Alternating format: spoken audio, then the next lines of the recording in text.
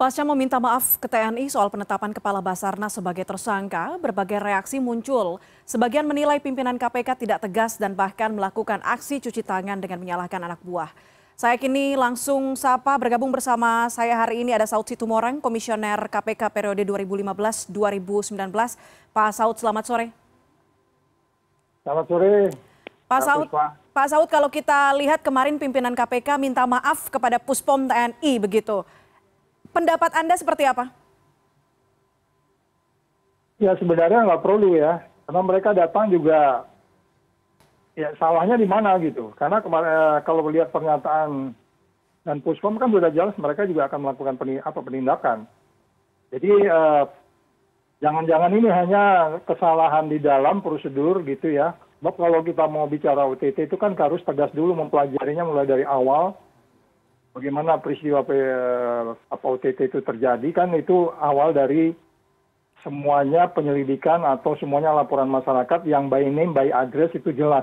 Apa, berbuat apa, kapan, di mana, dan by jabatan juga jelas. Jadi tidak ada keraguan bahwa OTT itu adalah sesuatu peristiwa pidana yang sudah terbukti. Untuk kemudian dilakukan penyelidikan terjadi lagi peristiwa pidananya. Jadi kalaupun kita mau bicara Undang-Undang TNI, Undang-Undang KPK, atau undang-undang yang lain. Tapi kalau kita bicara lex specialis juga semua undang-undang yang lain bisa dikalahkan dengan undang-undang KPK dan seterusnya. Itu kita bisa berdebat lama. Cuman kalau kita mau bicara experience kan pengalamannya AW101 itu kan sipilnya di KPK, TNI-nya juga ditangani oleh TNI. Jadi apa yang tertulis dengan apa yang dilaksanakan kan memang selalu di Indonesia itu harus dibungkus dengan estetika, etik, koordinasi, sinergi, dan seterusnya. Jadi sebenarnya ya, secara prinsip minta maaf justru kalau saya bilang itu pimpinan KPK minta maaf kepada semua stafnya, anak buahnya, semua penyidiknya yang beberapa hari kemudian minta keluar dan kemudian hari ini juga kita dengar ada surat yang kemudian justru mereka meminta maaf. Pimpinan yang minta maaf. Jadi artinya itu minta maaf itu ke pimpinannya, bukan ke TNI. TNI-nya sendiri sudah jelas kok responnya. Mereka akan melakukan penindakan. Lalu itu kemudian ada sebuah proses di mana mereka tidak kolegial dalam pengertian di luar KPK. Pada bagian lain juga saya bertanya juga ya, kolegial di dalam seperti apa. Karena ekspos yang dilakukan oleh Pak A dengan ekspos yang dilakukan oleh, ya dengan konferensi pers yang dilakukan JT itu juga saya pikir perlu didalami kembali, yang menurut saya Dewas harus mendalami. Ini ada apa? Prosesnya mulai dari awal, proses penyelidikan sampai kemudian mengumumkan, sampai kemudian Puspen dari Denpomnya. Baik.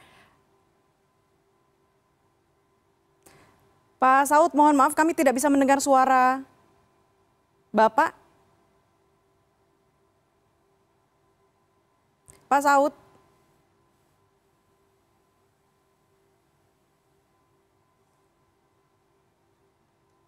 Pak Saud.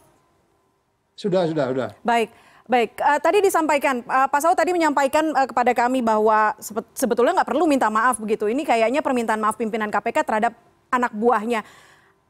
Permintaan maaf untuk apa begitu? Karena apakah mungkin perlu tidak? Saya tidak tahu, mungkin bisa digambarkan. Perlu tidak penyidik KPK ketika mengetahui tersangka atau orang yang terlibat dalam OTT ini adalah militer, adalah TNI, harus juga memberitahukan kepada TNI. Dan ini tidak dilakukan. Apa karena itu? Atau karena hal lain? Ya, itu makanya saya bilang dari awal itu penyelidikan itu udah terlihat siapa yang menjadi target.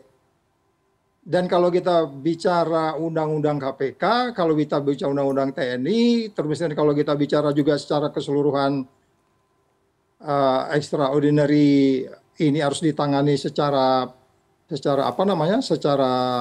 tuntas, dan pada bagian lain juga penyelidik itu sudah paham mulai dari awal sampai expose, sehingga nggak ada alasan sebenarnya pimpinan yang satu mengatakan terlibat, yang satu minta maaf. Saya nggak ngerti itu kolektif kolegialnya seperti apa mereka. Apakah dua orang yang mengumumkan case ini juga sudah melakukan koordinasi dengan yang lain gitu? Oke, artinya pemimpin KPK harusnya tahu apa yang dikerjakan oleh penyidik-penyidiknya. Harusnya ada ACC ketika melakukan hal tersebut, ketika melakukan operasi tangkap tangan. Artinya ini juga miss begitu ya? Ya, jadi begini, Mbak. Jangan lupa bahwa proses OTT itu bukan proses yang tiba-tiba. Jadi Aha, itu udah jelas di situ peristiwa pidananya ada, dan kemudian soal itu ada terkait dengan instansi lain, ini soal koordinasi itu betul. aha. Soal bagaimana kita menghargai bahwa kan kalau by definition-nya itu sekarang TNI sedang mengalami musibah itu karena ada stafnya yang melakukan penyimpangan, which is itu sudah dibuktikan loh ya. Sekali lagi saya ulangi, which is itu sudah dibuktikan di dalam expose. Nah itu bagaimana caranya melakukan koordinasi. Makanya kan Danpom sudah menegaskan mereka akan tegas dan minta transparan. Jadi kalau gitu apa persoalannya? Siapa meminta maaf apa kemarin?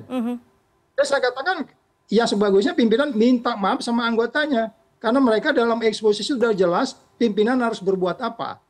Ya kan sebelum ekspos itu kan selalu ada disebutnya sebagai apa namanya bagaimana mereka akan mengungkap ini ke publik, terus apa langkah berikutnya. Saya nggak ngerti, saya dengar ada koordinasi sebelumnya. Artinya dalam tempo 24 jam itu apakah sudah dilakukan koordinasi? Pak, ini sekarang sudah kita pultoid peristiwa pidananya seperti ini. Ya, apa namanya kepala Basarnas itu terkait dan kemudian kita minta kita expose sama-sama dan seterusnya dan seterusnya. Jadi ini persoalan tata krama berkoordinasi. Memang hukum di Indonesia begitu, sosiologinya lebih dominan. Kalau sebenarnya kita nggak mengabaikan sosiologi, nggak bisa. Kamu udah bisa saya buktikan kok. Kamu bisa saya jeblosin kapan aja gitu. Tapi apakah itu berlaku di Indonesia? Nggak begitu. Itu Pancasila nggak ngajari kita begitu juga.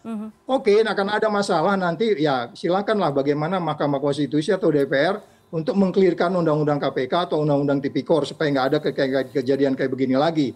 Artinya stated tertulis dalam kaitan ada TNI seperti apa gitu. Ini kan sekarang memang masih ada ketidakpastian.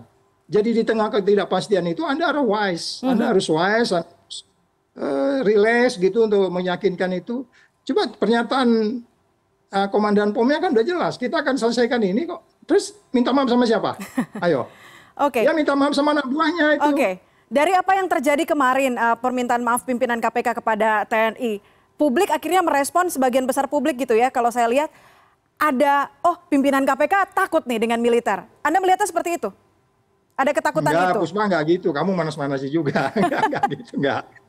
Dulu juga kan ini yang namanya kolektif kolegial itu kan berlaku internal. Kolektif kolegial keluar itu tetap ada karena mereka juga shock lah ya, seorang pimpinan lembaga tinggi yang karirnya juga pernah pendidik ikut tinggi, mereka juga kan bagaimanapun the spirit, the corps-nya itu pasti ada di mana-mana juga ada lah kayak begitu. Jadi maksud saya kita belum bisa menyampingkan soal yang sosiologi yang saya sebutkan tadi.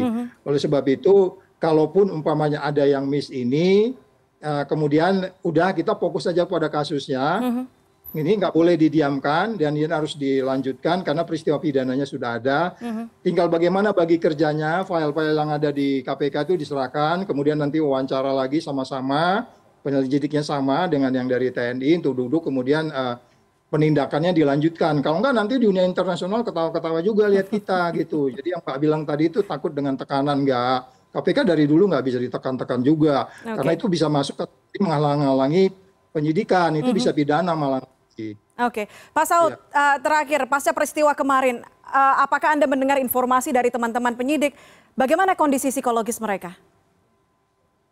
Ya, kalau saya tadi dapat surat yang beredar itu atas nama, saya nggak tahu, tapi saya juga masukkan dalam podcast saya, bahwa surat itu mereka kayaknya sudah melakukan semacam perlawanan yang menurut mereka dalam posisi benar. Jadi kalau mereka meminta pertemuan tanggal 31 ya, saya pikir itu pertemuan harus diadakan supaya clear. Dan Dewas harus hadir di situ supaya jelas kronologisnya. Tugas Dewas itu apa? Ini termasuk mengawasin.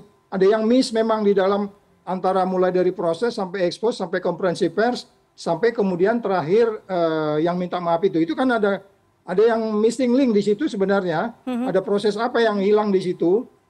Dalam pengertian, oke, kita lepaskan dulu undang-undang TNI-nya, karena kalau kita bicara oleh spesialis, KPK yang nangani tentu, ya. Tapi kalau kita kembali lagi ke bilang soal sosiologi ya, kita paham ini harus koordinasi sebenarnya dengan baik untuk kemudian menjelaskan, ini Pak, Bapak lanjutkan, setelah terima, udah lanjut KPK mengerjakan yang lain. Jadi saya minta, makanya Asep katanya mau mundur. Saya bilang nggak bisa, saya bilang mundur kan begitu kepada saya langsung Kota Asep ya, cuman kepada teman-teman senior yang udah nggak di KPK, tolong sampaikan ya nggak bisa begitu, dia harus terus berada di sana untuk kemudian itulah cara kita menghadapi problematik di dalam penegakan hukum anti korupsi di Indonesia yang memang belum clear gitu, Mbak. Baik, kita tunggu nanti update-nya seperti apa juga sikap dari pimpinan KPK dan juga para penyidiknya soal kasus yang mengaitkan Basarnas atau Kabasarnas ini. Pak Saud Situmorang, terima kasih banyak sudah bergabung bersama kami di CNN Indonesian Newsroom. Salam sehat.